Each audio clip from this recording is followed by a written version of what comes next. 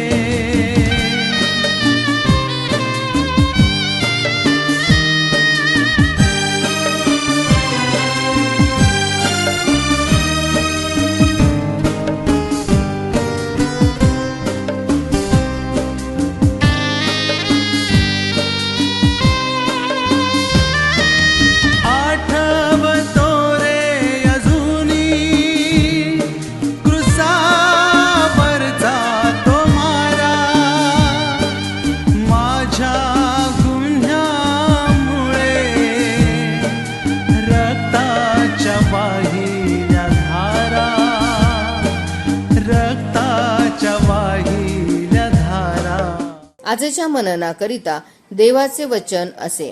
स्तोत्रसंहिता याचा 143वा अध्याय 1 पासून 8 पर्यंतची वचने. स्तोत्रसंहिता 143 1 ते 8. सुटका आणि मार्गदर्शन ह्यासाठी प्रार्थना. हे परमेश्वरा, माझी प्रार्थना ऐक, माझ्या विनवणीकडे कान दे.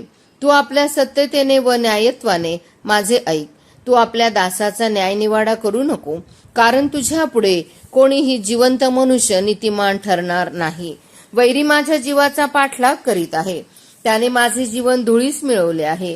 पुरातन काळी मृत झालेल्यांप्रमाणे मला त्याने अंधकाराच्या स्थळी राहण्यास लाविले आहे. माझा आत्मा माझ्या ठाई व्याकुळ झाला आहे, माझे अंतर्याम घाबरे झाले आहे. मी प्राचीन काळचे दिवस मनात आणितो, तुझ्या सर्व कृत्यांचे मनन करीतो, तुझ्या हातच्या कृतींचे चिंतन करीतो. मी आपले हात तुझ्यापुढे पसरितो, शुष्क भूमीप्रमाणे माझा जीव तुझ्यासाठी तानेला झाला आहे. हे परमेश्वरा, त्वरा करून माझे ऐक, माझा आत्मा क्षय पावत आहे. तू आपले तोंड माझ्यापासून लपवू नको. लपवशील तर मी गर्तेत उतरणाऱ्यांसारखा होईन. प्रातःकाळी तुझ्या वात्सल्याचे शब्द मला ऐकू दे, कारण तुझ्यावर माझा भाव आहे. ज्या मार्गाने मी चालावे तो मला कळीव, कारण मी आपले चित्त तुझ्याकडे लाविले आहे. प्रभू परमेश्वर या वचनाद्वारे आजचा आपला दिवस आशीर्वादित करो. येशूच्या पवित्र नावात सलाम. आपण आजच्या सकाळी स्तोत्र 143 आणि त्याची 1 ते 8 वचन वाचलेली आहे. आणि हे जे स्तोत्र आहे हे दावीद राजाचं स्तोत्र आहे. आणि या स्तोत्रामध्ये तो परमेश्वराला संरक्षण देण्याची विनंती करत आहे. आणि आपण पाहतो की या स्तोत्रामध्ये दावीद राजा म्हणतो की आपल्या सेवकाचा न्यायनिवाडा करू नको, कारण तुझ्या पुढे कोणीही जिवंत मनुष्य नीतिमान ठरणार नाही. आणि म्हणून परमेश्वरासमोर तो स्वरक्षणाची विनंती करत आहे आणि विनंती करत असताना परमेश्वराने किंवा त्याचे जे शत्रू आहे त्यांनी त्याच्यावर कोणत्याही प्रकारचा हल्ला करू नये. आणि म्हणून या ठिकाणी दावीद राजा परमेश्वराला विनंती करत असताना पहिल्याच वचनामध्ये तू आपल्या सत्यतेने व न्यायत्वाने माझं ऐक. परमेश्वर जो सत्य आहे आणि जो न्याय करणारा आहे त्या परमेश्वराला तो म्हणत आहे की तू आपल्या सत्यतेने, परमेश्वराच्या सत्यतेने, मनुष्याच्या सत्यतेने नव्हे तर परमेश्वराच्या सत्यतेने आणि त्याच्या न्यायत्वाने त्या परमेश्वराने दावीद राजाची प्रार्थना ऐकावी. या प्रकारे स्तोत्र करता दावीद राजा परमेश्वराला प्रार्थना करत आहे. कारण परमेश्वर हा सुटका करणारा, मार्गदर्शन करणारा परमेश्वर आहे आणि त्यासाठीच त्याने प्रार्थना केलेली आहे. तो स्वतः शत्रूंच्या हातातून सुटका करून घेऊ शकत नाही, परंतु परमेश्वर हा सुटका करणारा आहे. तो त्यांच्या तावडीतून सोडवणार आहे. म्हणून तो म्हणतो 3ऱ्या वचनामध्ये की वैरी माझ्या जीवाचा पाठलाग करीत आहेत, त्याने माझे जीवन धुळीस मिळविले आहे. जे वैरी आहे ते माझ्या पाठीस लागलेलं आहे, त्यांनी माझं जे जीवन आहे ते धुळीस मिळवलेलं आहे. परंतु हे परमेश्वरा, त्या शत्रूंच्या हातातून तुम्हाला सोडीव, त्या धुळीतून, त्या चिखलातून तुम्हाला उचल, तुम्हाला सहाय्य कर. तू माझी प्रार्थना ऐक, तुम्हाला मार्गदर्शन कर की मी त्या शत्रूंच्या तावडीतून कसं सुटावं, त्या धुळीतून मी कसं उठावं, याचं तुम्हाला मार्गदर्शन कर. मला ज्ञान दे, बुद्धी दे, मला समजसपणा दे.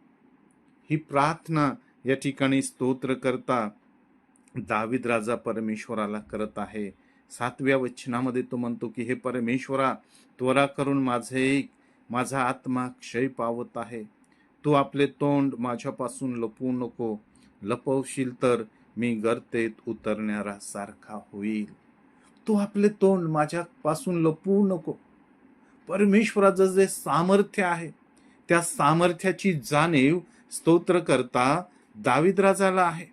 आणि म्हणून तो आपलं मुख लपवू नको, लपवलं तर मी गर्तेत पडेल, मी संकटात पडेल, त्या मृत्यूला जवळ मी जाईल. म्हणून तो आपलं मुख माझ्यापासून दूर करू नको. तू माझं एक, त्वरा कर माझं एक, असं या ठिकाणी स्तोत्र करता म्हणत.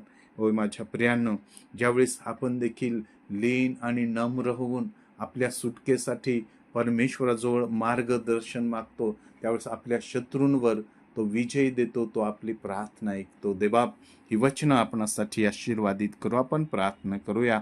स्वर्गीय पित्या, तुझी स्तुती करतो या सुंदरशा वचनाबद्दल.